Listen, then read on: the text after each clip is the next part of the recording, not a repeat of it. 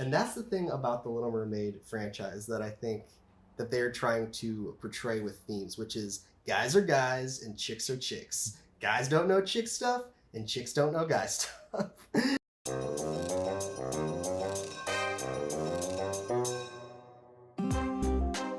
All right, and we are here again, back again. As always, I'm Matt. And I'm Drew. This is our sequel podcast where we break down currently Disney sequels from the past. Today we are diving into another Disney sequel, and this will be Little Mermaid. What's it called again? This is the Little Mermaid 2: Return to the Sea. So the second movie starts with Ariel and Eric and their child. The child name is Melody. I believe it's her birthday. She's young, she's a baby, and we're having kind of a birthday celebration of introducing Melody to Ariel's past life at the sea. It's almost like an unveiling. It's an unveiling, yeah. So it's almost like a baby shower, but the baby's been born. It's like a baby drowning since they're taking it out to the sea. Kind of. It's the first day that she's going to kind of meet everyone in the family. King Triton and all of the sea folk come out to see the merfolk. The merfolk all come out to see Ariel, Eric, and the baby. This is when we have the first musical number. We have the first musical number, which is just something like, we're all getting together. Not bad. Not bad. Not good. Not great. And when she's a baby, she gets a medallion from Triton. Yes, and it is, you open it up and it just tells the story of their life on the sea. Well, it's kind of just like a hologram. Yeah, it's just like a magical hologram of Atlantica. Yeah. Which is the city, the previously unnamed city in the first movie. So during this celebration of sorts, this woman comes out of the sea. Mm-hmm. And it's really very familiar looking. But it's really funny because it was almost timed it perfectly. Because as soon as this woman comes out of the sea with tentacles, I go, who the fuck is this? And she literally, without a dime, like, I believe it's the crab, goes, oh no, it's Ursula's crazy sister, man. Well, it's the fact that they know that, like, we can't say her name because no one knows who the hell this is. Mm-hmm. It has to be a reference point. And it literally is like a second after she appears. So there is no, if you're looking for setup in this movie, this introduction will very clearly establish that there is none. So at the ceremony, Morgana grabs Melody from Ariel. She's going to feed her to the shark. And Ariel grabs like a sword. She gets out of it, basically. They get the baby back. But because of this situation, Ariel comes to the understanding that her daughter's never going to be safe if she knows about this water life, because Morgana will like capture her or something. Because she's a threat in the sea. She's a threat in the sea, and she doesn't want to harm her daughter. She gives the necklace back to Triton. Exactly. And then it's just gone in the sea forever. So they literally build a wall to separate the sea people from the people on land. And then this will be kind of our lie, or the thing that we don't tell Melody going forward in the future. Out of nowhere, we kind of just jump to a scene where we're getting ready for a birthday party and we're looking for somebody. And then we go, where's Melody? And then we cut to this girl, this like 13-year-old girl that's already underwater swimming.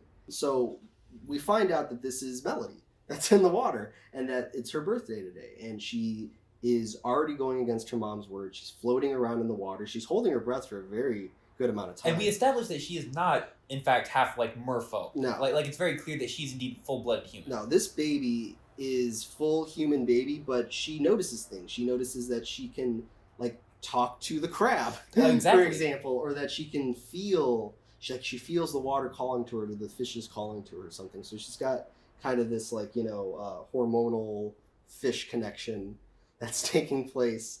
So when Melody is swimming underwater, she finds that necklace that's from her childhood. She sees her name on it, and she thinks that there's something suspicious about it. So she gets out of the water, she goes to her birthday party, and to more so give into the idea that she's like, awkward, and she's a teenager and she doesn't fit in this human world. She has an awkward party. So after the party, she's in her room and she's talking to Ariel, and she's just saying, like, I don't know, she's probably talking some stupid stuff about how she feels like an outcast, and Ariel's like, oh, it'll be okay. It's not stupid. It's like, it's pertinent to the plot. Yeah. It's her character. It's character building. After the conversation with Ariel, she decides to do some investigative research on this necklace. She kind of feels like she can't trust her mom to some degree, like she's hiding something from her. So she goes back out to sea with this necklace, and this is when Morgana reveals herself to Melody, and she kind of gives her a fake backstory about this necklace. Well, she kind of just uses it as like a reference to say that she knows about Atlantica, that she's knowledgeable, and then she kind of just reveals the fact that, or the lie that Triton had stolen her trident, which is actually Triton's trident, the Trident of the Sea from the first movie. Basically, once we meet Morgana with a grown-up Melody, they're gonna make a deal, and Morgana's going to go, listen, I'll turn you into a mermaid and you can fulfill your love of being in the sea, the thing that your mother won't let you do. But in return, you have to go get me this item, this MacGuffin. And the MacGuffin is the... Trident. The Trident of the Sea. The Trident of the Sea. Basically the same thing that Ursula is after in the first one. So now we have this kind of misinformation mission going on where we're going to have Melody go after the Trident of her grandfather, while at the same time, Ariel discovers that her daughter is missing. So she goes to her father and she says, help me search the sea for her. So we kind of got two things going on where someone's looking for the person and the person's trying to, Melody is that person, and Melody's trying to kind of stay incognito and do this kind of secret side mission.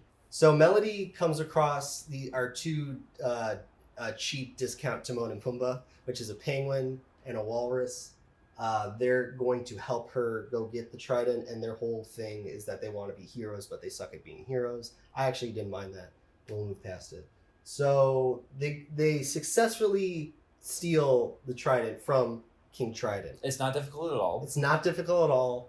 It's just kind of sitting there. You would think he would be holding onto it at all times, but it's just kind of sitting there. He's actually got like a stand for it. He's got a stand for it. So he actually lets it leave his grasp quite often. Yes, and this is another one of those scenes of kind of miscommunication because we have the king looking at a picture of the granddaughter. Little does he know that Melody is there in that moment looking up at him like he's this big villain because Morgana told him, but really that's her grandfather. And either way, Timon and Pumbaa, our walrus and our penguin, get separated from Melody. Melody gets the trident. She goes to Morgana to give it to her. And then when this happens, we get kind of our big confrontation scene where Ariel comes down. Melody's standing in between Ariel and Morgana. She doesn't know who to trust. Morgana's saying like, oh, your mother always lied to you. Trust me, give me the trident. Ariel's like, no, like, don't give, she's the reason why I never told you about this world. Don't give her the trident. So you can probably guess what happens next. Melody gives Morgana the trident. She does Ursula 2.0, where she's basically just trying to be the bad guy with the trident again. Very similar to the last breakdown I did. Battle, battle, battle. Melody goes up on the thing with her new legs. She defeats Morgana, gives the trident back to the king. He defeats Morgana, freezes her. After they defeat Morgana, Trident gives Melody like an offer. Very similar to the offer that Ariel got at the end of the first one, which is you can either come home with me in the sea or you continue to live your life on land. And it's kind of a weird offer because it's like, you're like 13. Were you just going to run off in the sea forever? The same way that a 16-year-old Ariel's just going to run away from her family forever and go on land? Yeah, exactly. Like she's just leaving her family. Yeah, this franchise is all about trying to separate families. So Melody says instead very cleverly, like, I've got a better idea. And they tear down the wall. The water comes all the way up to the steps. Everyone can be happy, even though really, like, you know, this trident can turn people into mermaids, mermen, you know, whatever. But I guess the point is that we can just always talk at the edge of the sea together. They talk at the edge of the sea. It's about communication. Communication. And, you know, Melody jumps in the water. She gets all the kids to jump in the water. And yeah, happily ever after. And that is the plot to Little Mermaid 2, Return to the Sea. So interestingly enough, I'll just go ahead and get the conversation started. Yeah, jump off to what you want to say about this movie. My biggest thing is everything I disliked about the original Little Mermaid, I liked about this. And then everything I liked about the original Mermaid, I thought dragged in this. Yeah, let me jump into this because both movies do the same thing, where the plot is the villain needs to get the trident. So they use the naiveness of the young teenage girl, protagonist, to do a mission, but the protagonist's mission is often something different, right? So like with Ariel, she wanted to fall in love with a guy, and Ursula can use that naiveness to trick her into, like, getting her voice and then getting the trident later on. Yeah, I thought that naivety in Ariel was very useful for Ursula to use. I think they do it better in this movie. With that thread, because it's more believable that Melody, she has like a calling to sea, almost like Moana. So that is my point exactly. I thought that Melody's motivation was a lot stronger. I thought it was there was a lot less of a disconnect because it was much more directed toward finding out who you are and like your past. And there's this mystery of why does this medallion have my name on it, and what is this place of Atlantica? What does it have to do with me? I felt like that was a stronger motivation.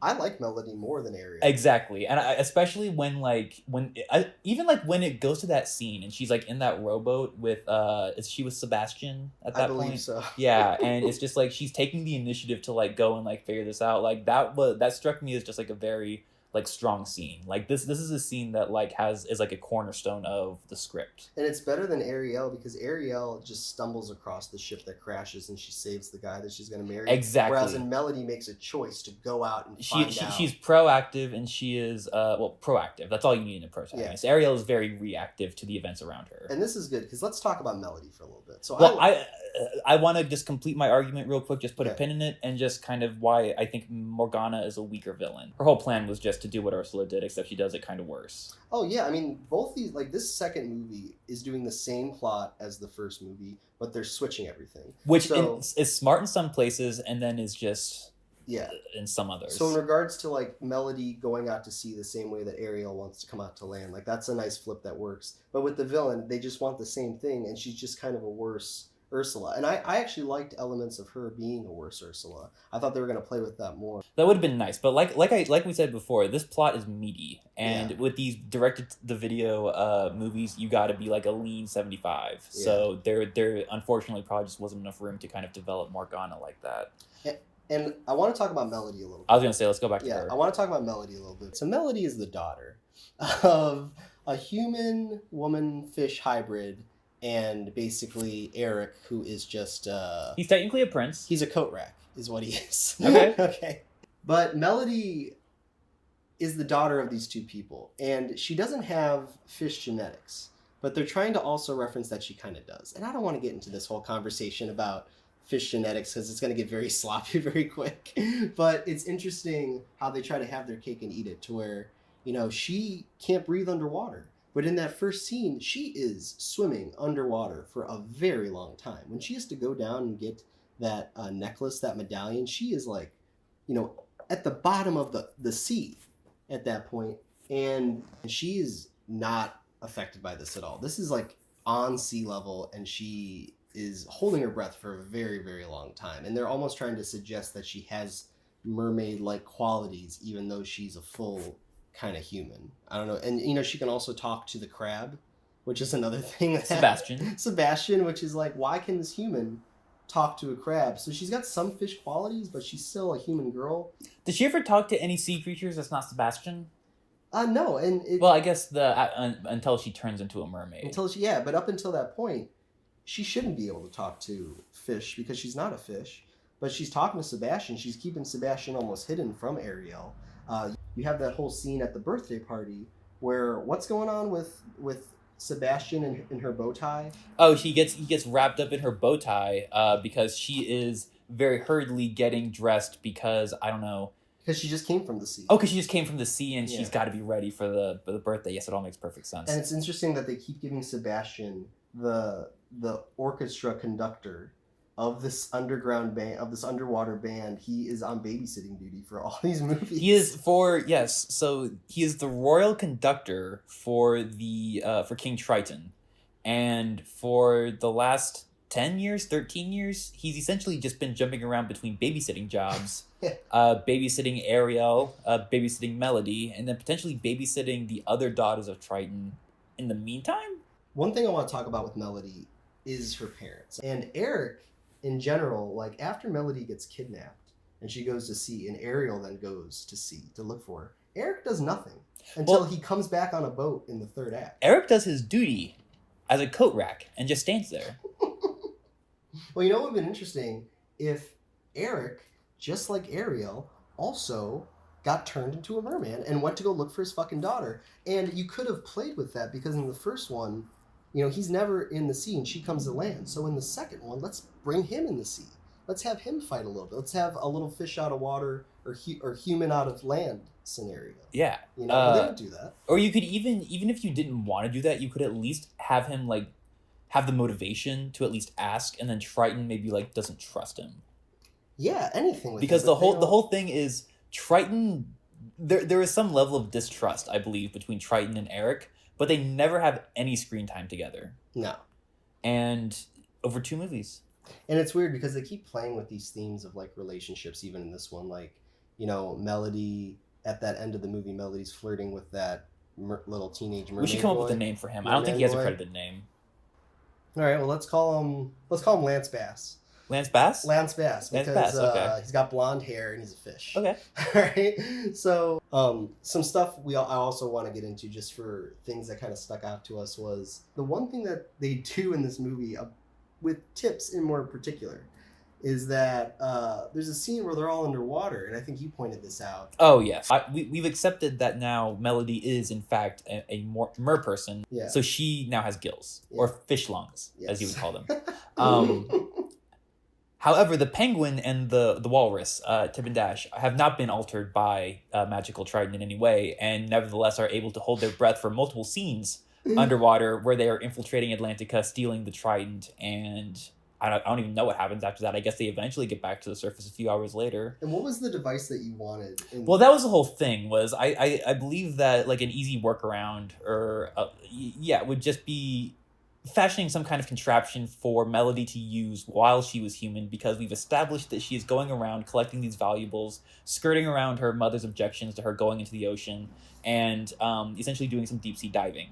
But she's not. She don't have any equipment. Yeah, she's not a mer person, so she would in effect kind of fashion some kind of crude contraption that would work, and that she would kind of carry around with her. And when she has her gills or fish lungs, she can then use the device to help Tip and Dash kind of infiltrate with her, and you have a rational reason for why these air breathing animals can now exist in this. Well, even more than that, environment. If you just put a contraption on her in that opening scene where she's swimming underwater, deep, like scuba diving apparently, if she just has a device on, then that's something that her father can use later. I was just about to say that.